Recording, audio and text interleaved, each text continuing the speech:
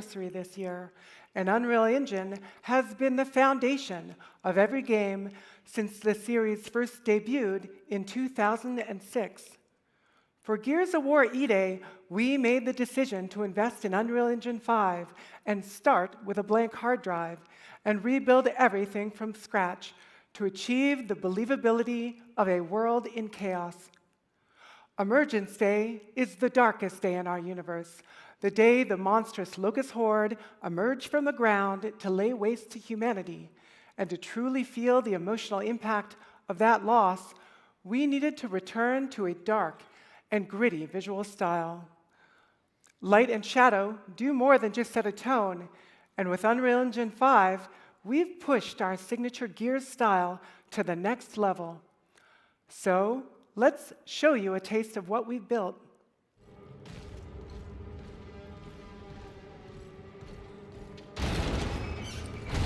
Welcome to the Pay and Save Superstore in downtown Kelowna. In previous games, a space like this was limited to 3 shadow casters in view. With megalights, we now have hundreds of light sources, all casting shadows at 60 frames per second on Xbox Series X. This TV display wall utilizes animated area lights with light functions that are driven by the video itself fully on the GPU. They each cast eerie and unsettling dynamic shadows with soft penumbra across the scene.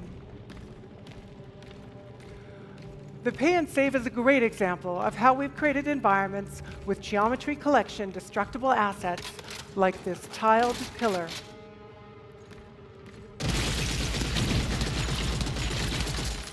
These dynamic objects cast and receive light correctly, so destruction stays visually grounded exactly the way you'd expect in the real world. Let's check out the freezer section. All these freezers have multiple area lights inside them to simulate that realistic lighting effect of the frozen food section of your local grocery store. During combat, bullets create a dynamic shatter point in the glass. When it shatters, all the pieces collide with the environment using hardware ray trace collisions with physically accurate, translucent reflections.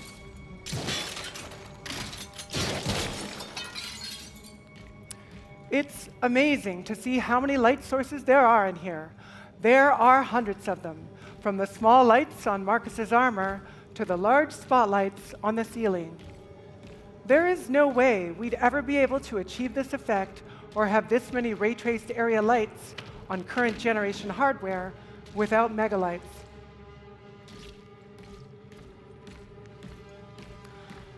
A staple of the Gears franchise, E-holes are back in Gears of War E-Day. So let's open some up.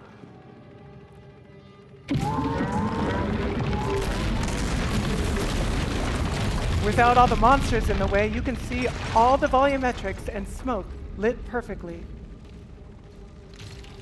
One of the things we're super excited about that was unthinkable in the past is having shadows on every single one of our muzzle flashes.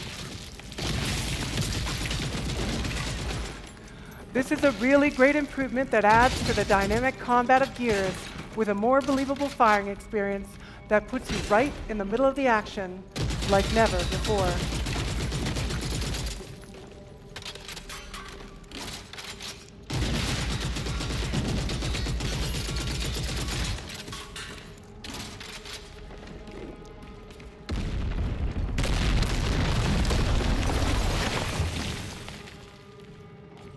Our game isn't limited to just a single space. We can explore the entire city of Kelowna with tens of thousands of shadow casting lights. Delivering E-Day with this level of visual fidelity has not been easy, but we can iterate so much faster with hardware ray trace lumen compared to the baked lighting we used in the past.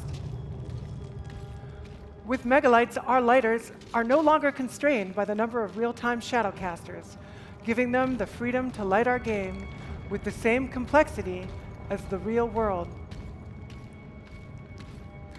and we have 100 times the geometric detail in our assets due to Nanite's micropolygon rendering.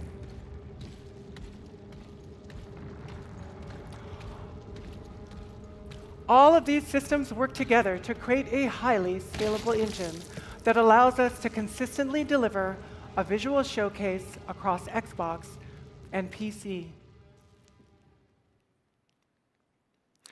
As developers, many of us know there is a difference between a compelling demo and delivering a fully realized vision at 60 frames per second. The Coalition is pushing Unreal Engine 5 and the hardware it runs on to their limits to reimagine the Gears world at an unprecedented level of detail. We can't wait for you to see for yourselves when E-Day launches on October 6th. Thank you.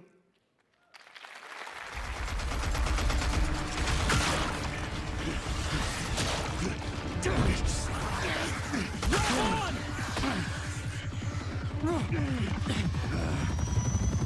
in! Hold tight while I get us the hell out of here!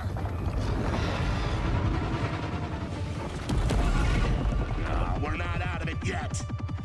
Incoming! You son of a bitch!